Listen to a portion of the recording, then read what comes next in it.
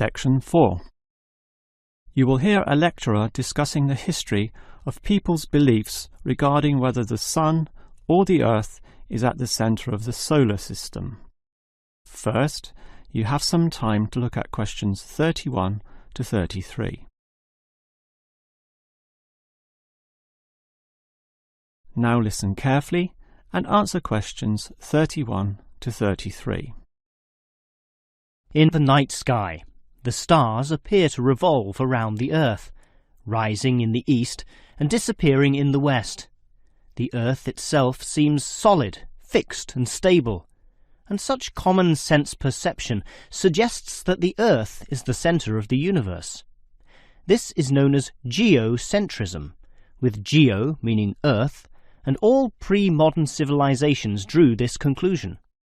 We now know, of course, that the Earth revolves around the Sun, and this is called heliocentrism, with helio meaning sun. But historically, it took quite a while for this to be deduced. As early as the 3rd century BC, an ancient Greek astronomer, Aristarchus of Samos, proposed heliocentrism, but received little support from his peers. Similarly, throughout subsequent history, isolated individuals proposed this new idea, but again, no one was listening. Geocentrism just seemed too logical to refute. Geocentrism also fitted the views of the established Christian Church, who could quote biblical passages such as, "The world also shall be stable, that it be not moved."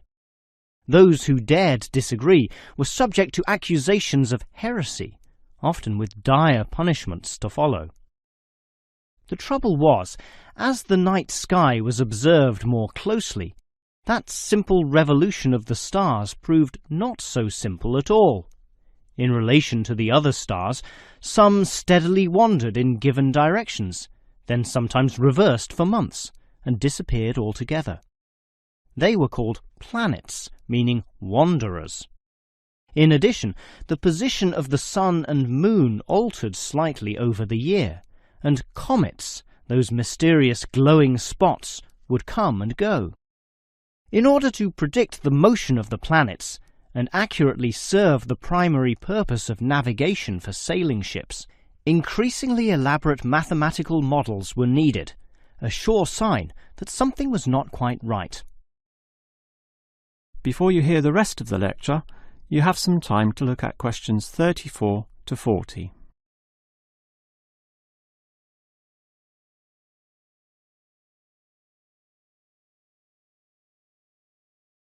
Now listen and answer questions 34 to 40. Heliocentrism, or the belief that the Sun is the centre of the solar system, still needed a mathematically sound description before it could be scientifically accepted. And it was a Polish astronomer, Nicholas Copernicus, who in 1543 first published this. This event is sometimes referred to as the Copernican Revolution. Copernicus himself certainly feared the consequences of his proof, knowing full well it might invoke the anger of the established church. Probably for this reason, he waited until the last year of his life, when he was sick and dying, to release his findings. In addition, the preface of the book, written by a respected member of the church, stated that the model was not necessarily correct. As a result of this, there was no revolution whatsoever. In fact, the book received scant attention in the subsequent decades, apart from a few irate clergymen who angrily dismissed the whole scheme as irrelevant. Yet the following generations of astronomers did not always fare so well. The Italian scientist Galileo got into trouble, as did a fellow Italian with the surname Bruno, Giordano Bruno, who was burnt at the stake. Yet ultimately nothing could slow the spread of heliocentrism across Europe. It formed the basis of Isaac Newton's great work on the motion of the planets, a work which implied that even the Sun, around which the Earth circled, was itself in motion around a common centre of gravity. No discourse about heliocentrism could finish without mentioning that, somewhat unbelievably, there still exist those today who choose to believe that the Earth is the centre of the universe. Modern geocentrism is usually the result of literal interpretations of the Bible, which is the cornerstone of these people's beliefs.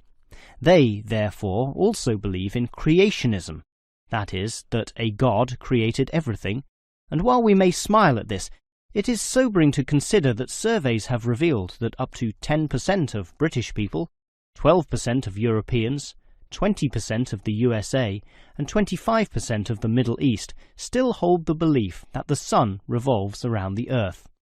One can only wonder what Copernicus would have thought of this. That is the end of section 4. You now have half a minute to check your answers.